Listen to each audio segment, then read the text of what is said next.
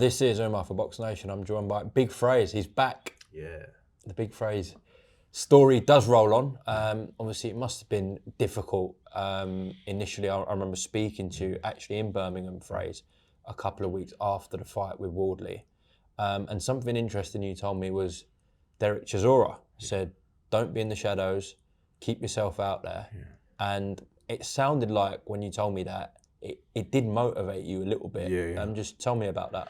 Yeah, Uncle Derek, forget the fight, forget everything else, a good human being, you know. For everything you see, I can remember in my darkest hour, a few missed calls, and basically then a text saying, if you don't answer the phone, I'm basically coming to your door. So it was like, yeah, I answered, and he just basically told me, you know, you look like you're in hiding. You know, we're not seeing you at the shows, and everyone knows I'm always at boxing shows like week in, week out. He said, listen, the worst thing you can do now is just run from this. You know, you got to get out of there, face the world, do it with your chest and your head high, you know, and carry on and change people's opinion, change people's mind. Well, that is what you're setting out to do. Exactly. Ebenezer Tetteh, we've just seen him in a decent fight with Dillian White. I know he's old, he's had a lot of fights, but do you believe this is sort of the perfect one to come back and springboard yourself up moving after? Yeah, I think he's a name, you know, because he fought Dillian probably give him that boost up. You know, if he'd not had that fight and now just come back to him after the bar beat him like a few years back, I think people would be questioning. But the fact that he's fought Dillian like quite recently, I think that's given him some credibility. There was that, well, I don't know if I can call it an exchange at the press conference because it was getting lost in translation. I didn't know what was going on, to be fair. But you did pose a question, who have you boxed that's better than me? Yeah. Obviously he named Dubois, you fired back with, look what happened in that fight. Yeah.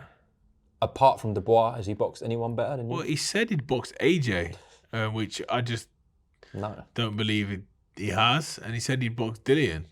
And I stand by that. I think I'm a better fighter. He boxed Sergey Kuzmin recently in Russia. I've seen that. I think I'm a better fighter. Yeah, I stand on them comments, 100%. So get this win over Tetteh. You want to look impressive. You want to get the stoppage, of course.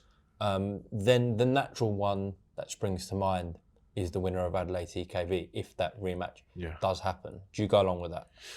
Yeah, I think it just seems quite the natural thing to do, to be honest. I think it's probably being spoke about by people on my side and even on their side, you know, probably being spoke about, you know, depending on who wins and where they go. I think it's quite easy to make now. You know, we're all in Britain. The promoters seem to be working together. One of the guys in my same promotion as well, so this should be quite easy to make. There's no love lost between any of us, all three of us, to be honest. Jamie, you know, not so much, but you know, me and Mr. Adelaide don't really see eye to eye on a lot of things. What is it? I think it all started off with on the podcast with Tundi and Spencer. We got into a little bit of a heated one there, but then, like I said, you know, I didn't want to go into too much detail. I think he was supposed to box Solomon one night in Birmingham here. It didn't end up happening. He seen me. I was at the show. I think I was watching Zach Parker.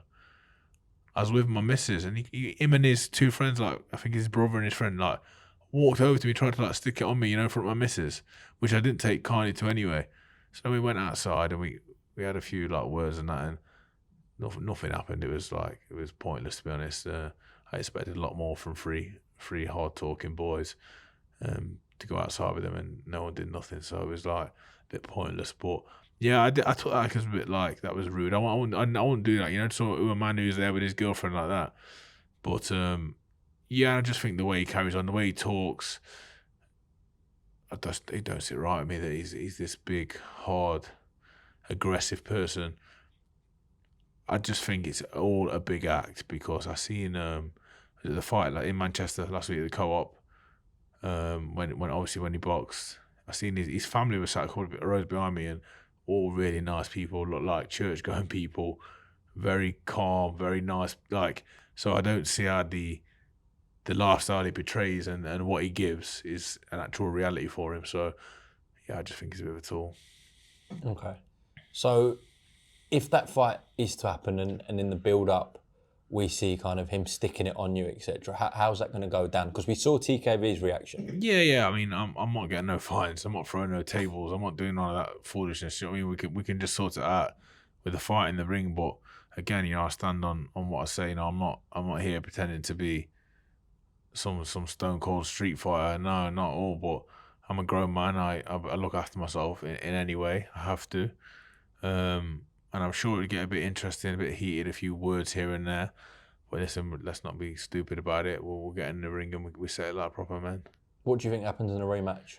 Oh, that's an even better question, because from what I seen last time, TKV was very comfortable. And the way it ended, I think David would have to be better, and I think he probably is a lot better than he's shown on that night. If I'm honest, I think he's a lot better fighter than what he showed that particular night. At the minute, I can only go off what I seen last time, and without the, so I don't want to say foul because he's a fighter throwing his hands.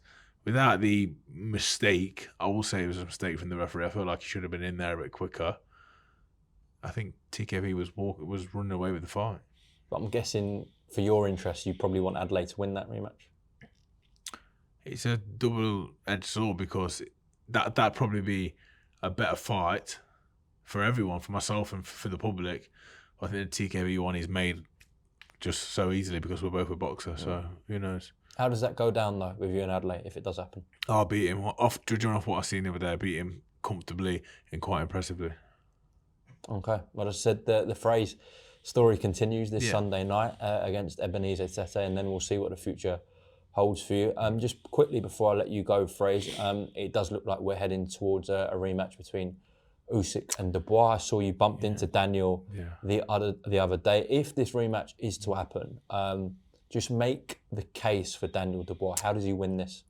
I think he has to use what we know he's got at the minute, and that's raw aggression mixed with some smarts, mixed with youth, ridiculous strength, speed and power.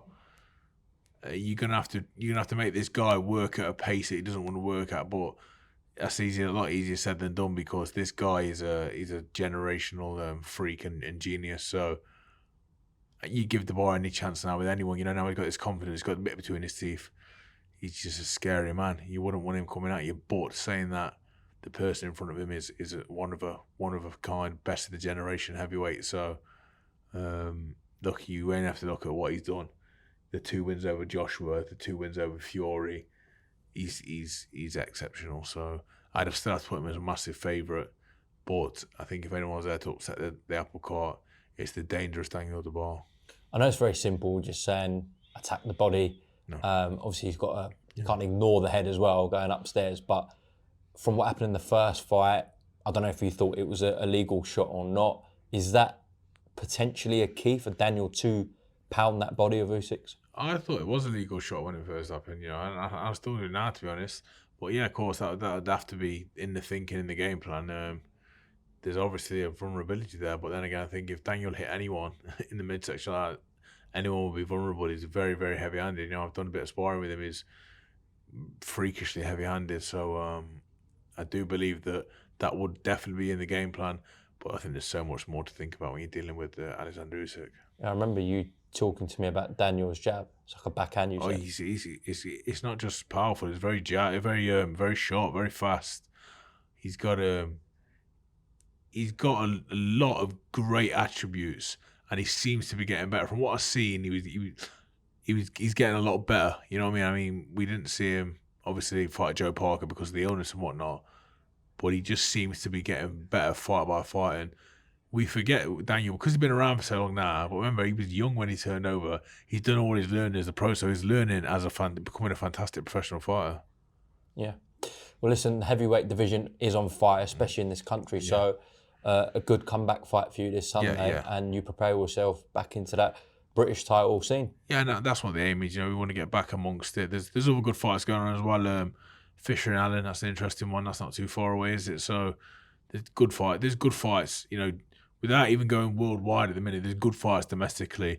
So let's just concentrate on Sunday, get this one out of the way, and then we can get around the table, sit down with the right people, and see where we go. So good luck, my man. Cheers, mate. Queensbury, The biggest fights, and the biggest nights. home of champions.